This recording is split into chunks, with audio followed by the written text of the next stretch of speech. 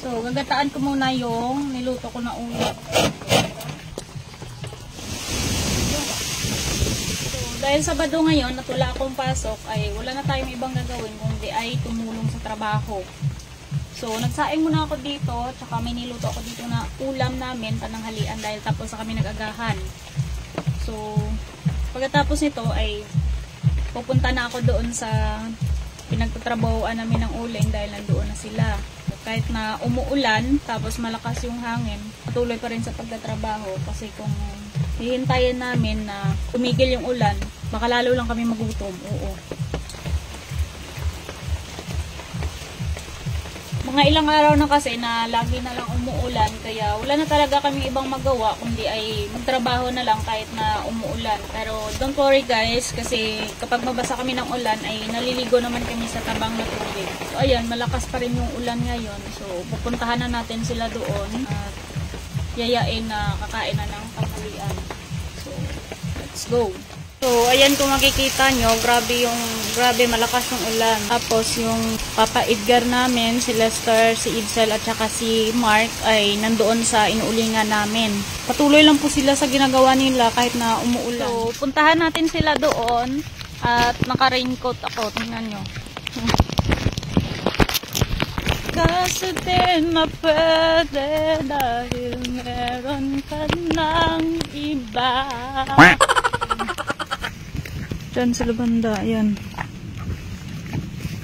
So, ayan, pagdating ko dito sa ulingan namin ay nagpuputol na sila ng mga kahoy at tapos na silang maghakot. Nung isang araw kasi, tumulong pa ako sa kanila at nagulat talaga ako kasi nakapag-start na pala sila sa pag-file ng mga kahoy. So, ibig sabihin, kahit umuulan na malakas kahapon, ay nagpatuloy sila sa pagtatrabaho. Na madali kasi na mauling kaagad. Siyempre, paubos na yung bigas, lalo na at pag-uuling lang yung puhunan, pambili ng pagkain. So, wag po kayong mag-alala guys dahil kapag mabasa kami ng ulan ay naliligo talaga kami sa tabang na tubig para iwas sakit. So, once again, ang mga kahoy na ito ay hindi po durable at nasa private na luti po ito at pinapauling lang sa amin. Salamat po. So, ayan na nga pala yung Madridi Cacao na pinagtutulungan nila. Ayan. So, ayan, nakapag-start na pala sila sa pag-file ng kahoy. Ayan, tingnan nyo.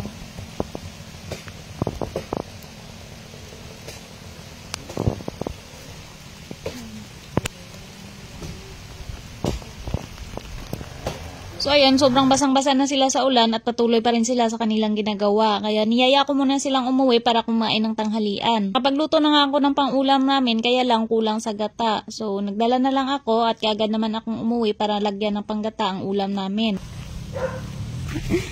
So pauwi na kami at ayan, sumusunod sila para kumain ng aming tanghalian. So nagdala ko na gata.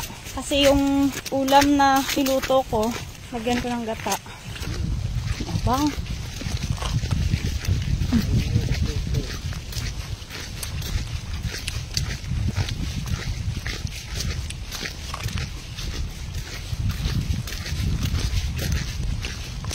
So, gagataan ko muna yung niluto ko na ulam.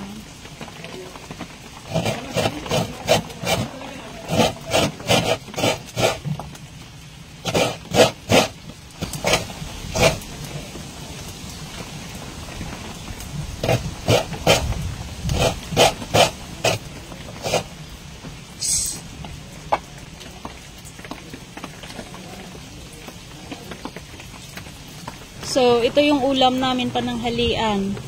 Ang niluto ko nga pala guys ay yung kamansi kung tawagin sa amin at saka yung munggo. Tapos, yung panglamas ay yung prito na isda. So, lalagyan ko na ng gata.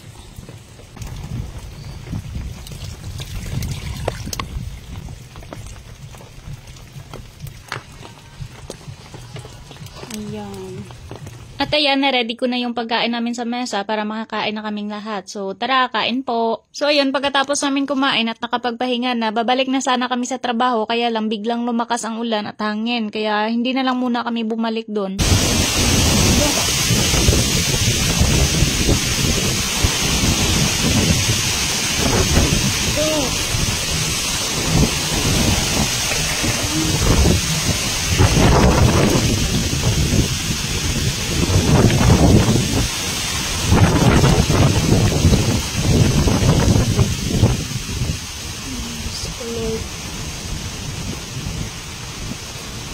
So hanggang dito lang muna. Maraming salamat sa panonood. Mag-ingat po kayo palagi and God bless po. Pa-share and pa-follow na rin. Salamat.